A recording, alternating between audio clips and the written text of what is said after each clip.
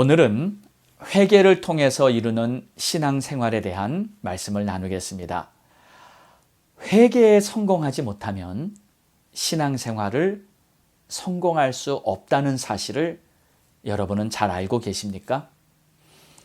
열심히 봉사도 하고요, 사역도 하고, 또 배우기도 하고 가르치기도 하고, 이 모든 신앙생활을 다 합니다. 그런데 회개를 만약에 올바로 하지 못했습니다. 그렇다면 사실 우리가 하는 모든 신앙생활이 허사가 되고 맙니다. 마치 모래성과 같은 그런 것이란 말이에요. 참된 회개가 있어야지 회복이 있고, 또 하나님과의 관계가 이루어지고, 또 변화가 시작되며 하나님의 역사가 나의 삶을 통해 나타나는 줄 믿으시기 바랍니다. 우리가 잘 알다시피 다윗은 하나님의 마음에 합한 사람이었습니다. 그런데 다윗이 하나님의 마음에 합한 자였다는 말은 그가 죄를 짓지 않았거나 실수와 허물이 없었다는 말이 아닙니다. 그도 역시 우리와 마찬가지로 실수도 있었고 죄와 허물도 있었습니다. 뿐만 아니라 그의 죄에 말하자면 간음과 살인죄와 같은 그런 치명적인 죄악도 다윗은 저질렀습니다. 그렇다면 하나님께서는 이 다윗이 이렇게 할 것이라는 사실을 그 전에도 이미 다 알았을 것입니다. 왜냐하면 하나님은 천지전능하시기 때문에 다윗이 이런 죄를 지을 것 미리 다 아셨을 거예요. 그럼에도 불구하고 하나님께서는 다윗을 여전히 내 마음에 합한 자라고 칭해 주신 이유가 무엇일까요? 다윗은 올바른 회개를 할 줄 알았던 사람이었기 때문입니다. 다윗은 자신의 잘못을 깨달은 후에는 하나님 앞에 엎드려 진정한 회개를 했던 사람입니다. 그런 다윗의 회개, 그 모습을 잘 담은 내용이 바로 오늘 시편 51장입니다. 그래서 오늘은 다윗의 회개하는 모습을 보면서 우리도 참다운 회개를 배우기를 원합니다. 왜냐하면 회개야말로 나의 신앙생활에 있어서 가장 중요한 부분이기 때문입니다. 왜 회개가 이토록 중요한지는 제가 나중에 다시 설명을 하겠습니다. 자, 그럼 우선 회개를 올바로 하려면 어떻게 해야 할까요? 이 죄가 전적으로 나의 잘못임을 인정하는 데서부터 시작합니다. 하나님, 나의 잘못입니다. 내가 죄를 지었습니다. 하면서 온전히 나의 죄를 인정해야 하는 것이에요. 오늘 2절의 말씀을 보면 다윗은 이렇게 고백합니다. 나의 죄악을 말갛게 씻으며 나의 죄를 깨끗이 하시고 나는 내 죄를 아노니 내 죄가 항상 내 앞에 있습니다. 이렇게 고백합니다. 자, 지금 한 문장이에요. 나의 죄, 나의 죄, 내 죄, 내 죄 하는 이 말이 4번이나 표현이 되고 있습니다. 무슨 말인가요? 다윗은 이 죄가 나의 죄라고 온전히 인정한 거예요. 이 죄가 무슨 다른 이유 때문이었다 하며 다른 것을 탓하지 않았다는 말입니다. 그냥 나의 죄입니다 하고 인정하는 거예요. 대개 사람들은 회개하라 하면 회개를 합니다. 그러나 때로는 이유를 붙입니다. 누구 때문에, 환경 때문에 핑계를 대죠. 만약에 그 사람이 그렇게 안 했다면 내가 그러지 않았을 거예요. 만약에 환경이 그렇지 않았다면 내가 그런 죄를 짓지 않았을 텐데. 내가 궁핍하지 않았으면 도둑질을 안 했을 텐데. 내가 궁지에 몰리지만 않았어도 거짓말을 안 했을 텐데. 이런 식으로 다 이유와 원인을 대고 있죠. 물론 우리가 어떤 죄를 지었을 때 어떤 상황이 그 죄를 짓게 만들기는 했을 것입니다. 그러나 내가 나의 마음을 지켜야죠. 죄를 짓지 않도록 마지막 선택은 결국 나에게 달린 것입니다. 여러분, 이 사울과 다윗의 제일 큰 차이점이 무엇이었는 줄 아십니까? 바로 이 자기 죄를 순수하게 인정하는 문제였습니다. 사울도 죄를 지었어요. 어떻게 보면 사울의 죄는 다윗의 죄에 비해 사실 그렇게 큰 죄가 아니었습니다. 그런데 사울은 죄를 짓고서 이런저런 이유를 대고 변명을 댑니다. 사무엘상 13장에 보면 블레셋과의 전투가 있었습니다. 그때 이스라엘 군대가 길갈에 딱 진을 치고 있었어요. 근데 사울은 빨리 사무엘이 와서 하나님께 드려야 할 번제를 드리고 이제 출전, 싸움을 하러 나가야 되는데 아니 사무엘이 오지를 않는 거예요. 그래서 급한 나머지 자기가 번제를 드려버립니다. 나중에 사무엘이 와서 아니 왕이 왜 번제를 드렸냐고 도대체 왜 그랬냐고 물어보니 당신이 늦게 와서 할 수 없이 내가 그랬다고 이렇게 이유를 말합니다. 사무엘상 15장에 가서도 아멜렉과의 전투였습니다. 그때도 이런 일이 발생합니다. 사무엘이 사울 왕에게 이렇게 말합니다. 왕, 이제 가서 아멜렉을 쳐서 그들을 다 진멸하고 그들의 소율은 하나도 남기지 말고 다 소유도 진멸하십시오. 하나님께서 이렇게 명하십니다. 그런데 사울이 나가서 전투를 하고는 아멜렉의 모든 소유를 다 진멸하지 않고 소와 양의 좋은 것들은 남겨가지고 다 가지고 옵니다. 그리고 하찮은 것들은 다 진멸했어요. 사무엘이 이 사실을 알고 나서 왕이여 어찌하여 하나님의 명령을 청종하지 않습니까? 이때도 사울은 이유를 말합니다. 내가 좋은 소와 좋은 양을 데려온 것은 그걸로 하나님께 제사를 드리려고 했다는 거예요. 이때 사무엘이 말합니다. 왕이시여 순종이 제사보다 낫고 듣는 것이 수양의 기름보다 나은 것입니다. 사울 왕은요 자기의 잘못을 인정하지 않고 계속 이유를 댔습니다. 결국 끝까지 회개에 실패한 사울 왕은 하나님으로부터 버림을 받게 되고 그의 마지막은 비참하게 끝나게 되고 말았어요. 반면에 다윗은 어떻게 했습니까? 그는 정말 사울에 비하면 더 큰 흉악한 죄를 지었습니다. 간음을 했고요. 사람을 죽였어요. 그때 나단 선지자가 찾아와서 왕이 하나님 앞에서 악을 행하였나이다 하니까 다윗은요 그 자리에서 고백합니다. 내가 여호와께 범죄하였나이다. 그리고 이게 나의 죄입니다. 이게 나의 죄악입니다. 내 죄를 내가 압니다. 하며 애통하며 나의 죄라고 고백을 하죠. 여러분, 자신의 죄라고 온전히 인정하며 하나님 앞에 고백할 때 그때 진정으로 참된 회개의 문이 열리게 되는 것입니다. 회개의 문이 열려야 내 안에서 모든 죄악이 쏟아져 나오고 하나님과의 올바른 관계가 다시 시작되는 것이죠.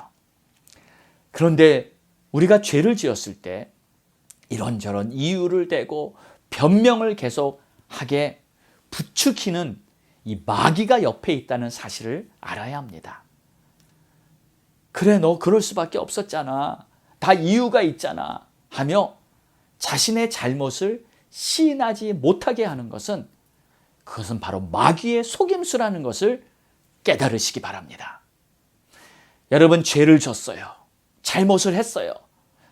여러분, 죄라는 것은 그렇습니다. 하나님이 하지 말라는 것을 한 것은 죄고요. 또 하나님이 하라는 것을 안 한 것도 죄입니다. 그때 그냥 자백하세요. 고백하세요. 하나님, 내가 잘못했습니다. 하나님, 나를 용서하세요. 하나님은 이런 순전한 회개를 받으시는 줄 믿으시기 바랍니다. 요한일서 1장 9절에는 만일 우리가 우리의 죄를 자백하면 저는 미쁘시고 의로우사 우리 죄를 사하시며 우리를 모든 불의에서 깨끗게 하실 것이라고 말씀하셨어요. 그리고 여러분, 우리가 회개할 때 주님이 얼마나 기뻐하시는 줄 아십니까? 누가복음 15장 7절에는 천국에는 의인 99으로 인하여 기뻐하는 것보다 죄인 하나가 돌아오는 것을 더 기뻐한다는 그러한 말씀을 예수님이 하셨어요.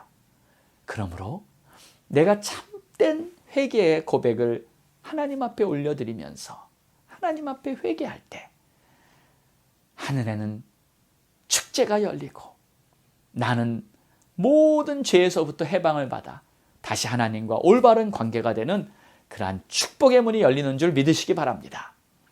두 번째로, 회개의 성공은 내 안에서 죄 씻김을 갈망하는 마음에서 나오는 것입니다. 다윗은 회개를 하면서 단지 용서만을 구한 것이 아니었습니다. 다윗은 간절한 마음으로 죄 씻김을 사모했습니다. 1절, 2절, 7절, 9절 계속 보십시오. 다윗은 계속 반복하며 이렇게 기도합니다. 하나님, 내 죄악을 씻어주소서, 내 죄악을 지워주소서, 내 죄를 깨끗이 씻어주소서, 내 죄악을 지워주소서. 다윗은 죄로 말미암아 더러워진 자기 자신을 보며 애통하는 마음으로 내가 이제 정결해지고 싶다는 그러한 간절한 소망을 주님 앞에 올려드리는 거예요. 여러분, 죄는 우리의 심령, 우리의 삶, 우리의 영혼을 더럽게 만드는 거예요. 죄를 미워하시는 하나님, 그 하나님과의 관계를 회복하기 위해서는 반드시 우리의 삶은, 우리의 심령은 정결해져야만 하는 것입니다. 죄를 씻어야만 우리는 하나님과의 관계가 회복되는 줄 믿으시기 바랍니다. 그 죄는 바로 십자가에서 우리를 위해 돌아가신 예수 그리스도의 보혈로 말미암아 우리의 죄가 다 씻어진 줄 믿습니다.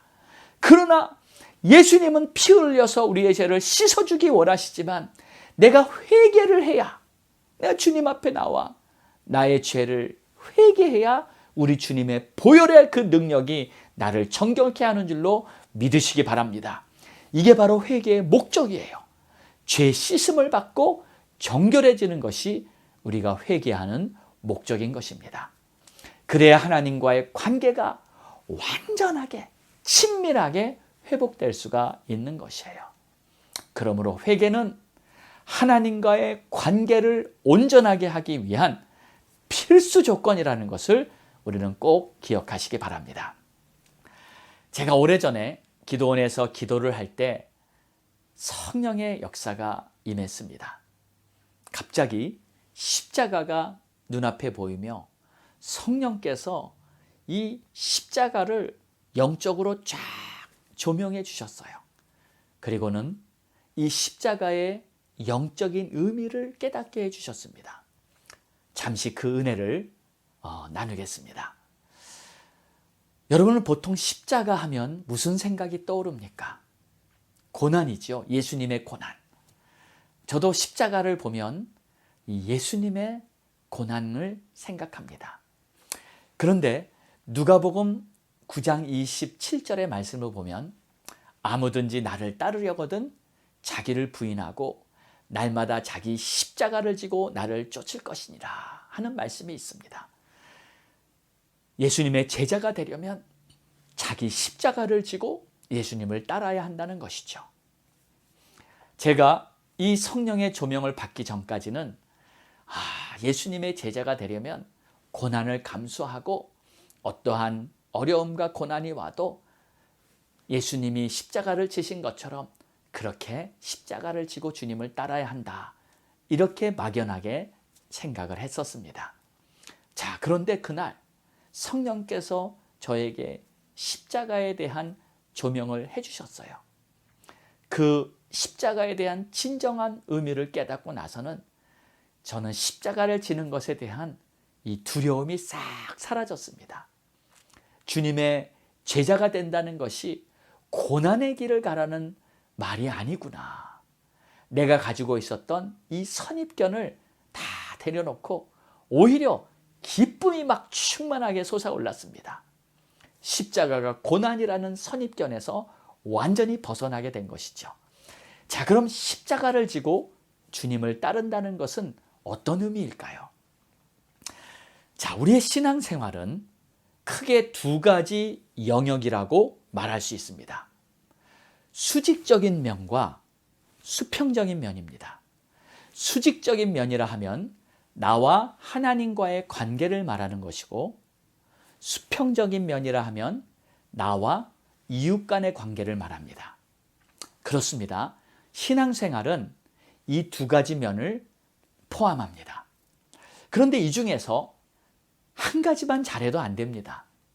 아무리 하나님과의 관계가 좋다고 해도 만약 이웃과의 관계가 잘못되어 있다면 그거는 불완전한 신앙입니다.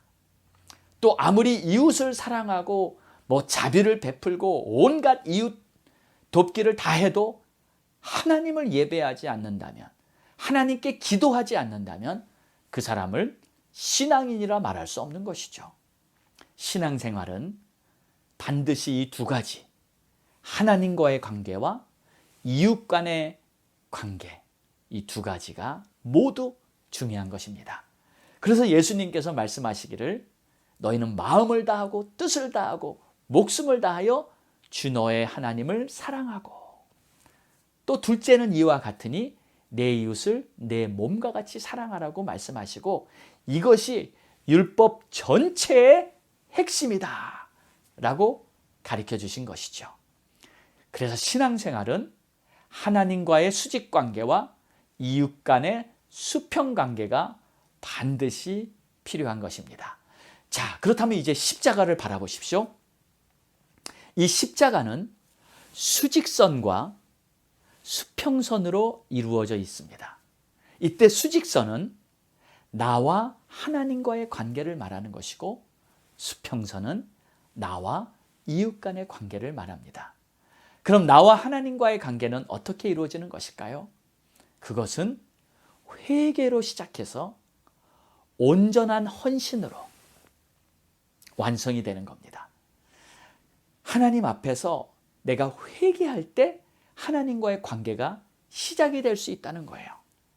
만약 회개가 없다면 절대 하나님과의 관계가 시작될 수 없는 것입니다. 그래서 죄인이 회개하고 나면 이제 주님을 사랑하는 것을 배우면서 결국 내 삶을 하나님께 온전히 헌신할 때 나와 주님과의 관계가 완성이 되는 것이죠. 그래서 회개에서 사랑 그리고 온전한 헌신으로 가는 이것이 바로 수직관계입니다. 반면에 이 수평적인 관계는 이웃과의 관계인데 무엇이 핵심일까요? 바로 용서와 섬김입니다. 예수님께서는 이웃을 조건 없이 용서해 주라 하고 말씀하셨습니다. 왜냐하면 우리가 십자가에서 그렇게 용서받았기 때문이에요.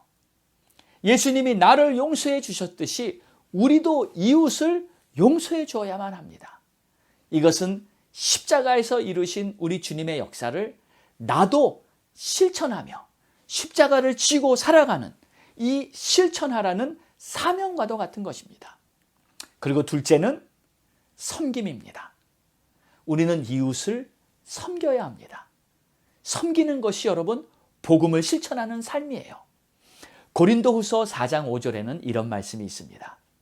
우리가 우리를 전파하는 것이 아니라 오직 그리스도 예수의 주 되신 것과 또 예수를 위하여 우리가 너희의 종이 된 것을 전파함이라. 무슨 뜻입니까? 사도들이 복음을 전파할 때 두 가지 내용을 전파하고 있었는데, 첫째는 예수 그리스도가 주시라는 것, 그리고 둘째는 우리가 너희의 종이로 왔다는 것, 이것을 전한다는 것입니다. 여기서 종이 된다는 말은 섬긴다는 말이죠. 주관하는 것이 아니라, 다스리는 것이 아니라 종처럼 섬기는 자가 십자가의 복음을 증거하는 자입니다. 섬기는 자가 십자가의 길을 가는 자입니다. 섬기는 자가 십자가를 지고 주님을 따르는 주님의 제자인 것입니다. 수고하는 일, 힘든 일, 굳은 일, 남이 하기 싫은 일을 하는 자가 바로 섬기는 자죠. 예수님께서 마지막 밤에 제자들의 발을 씻기면서 섬김의 본을 보였듯이 그렇게 섬기면서 살아가는 그러한 자들에게 하나님께서는 복음의 능력이 나타나게 하시는 줄 믿으시기 바랍니다. 그러므로 교회에는요, 섬기는 성도들이 많을 때 그 교회는 복음의 능력이 나타나는 교회가 됩니다. 기질상 또 성격상 이렇게 남을 잘 다스리는 사람이 있습니다. 지휘를 잘하지요. 뭐 이래라 저래라 지휘관입니다. 그런데 교회에 이런 사람 몇 명만 있으면 그 교회는 다툼과 분열이 끊이질 않습니다. 그러나 말없이 섬기는 자가 많이 모여보세요. 교회는 예수님이 진짜 교회에 계신 것처럼 평화가 넘쳐나게 될 것입니다. 자, 그럼 십자가의 의미를 한번 정리해 볼까요? 십자가를 지고 주님을 따르는 제자의 삶은 항상 죄를 회개하며 주님께 온전한 헌신으로 살아가는 삶, 그리고 이웃들에게는 용서와 섬김으로 살아가는 삶. 그래서 하나님 사랑, 이웃 사랑, 이 모든 것을 사랑으로 하라는 말씀을 실천하는 것이 바로 십자가를 지고 주님을 따르는 삶인 줄로 믿으시기 바랍니다. 오늘 말씀에 보면 다윗은 회개하면서 주님과의 관계를 회복했습니다. 회개가 신앙생활의 시작입니다. 십자가의 삶은 회개로 시작합니다. 이제 한 해를 이제 한 달가량 남겨둔 이 시점에서 우리는 마지막까지 우리 한 해를 돌아보고 내가 주님 앞에 올바로 하지 못한 모든 것들을 회개할 수 있게 원합니다. 하나님, 나를 용서해 주세요. 하나님, 나의 모든 죄악을 하나님 앞에 다 쏟아놓고 진심으로 용서하며 새롭게 되기 원합니다. 나의 죄악을 깨끗이 씻어주시고 하나님 안에서 힘차게 일어나서 한 해를 시작할 수 있는 그러한 나의 삶이 되게 도와주세요. 우리 이러한 간절한 마음으로 우리 12월 달을 보내면서 또 12월 달 이 땅에 오신 우리 주 예수 그리스도 성탄의 그 놀라운 은총을 우리가 바라보면서 한 해를 아름답고 귀하고 또 가치 있고 은혜스럽게 마감하는 그러한 저와 여러분 다 되실 수 있기를 주의 이름으로 축복합니다. 기도하겠습니다.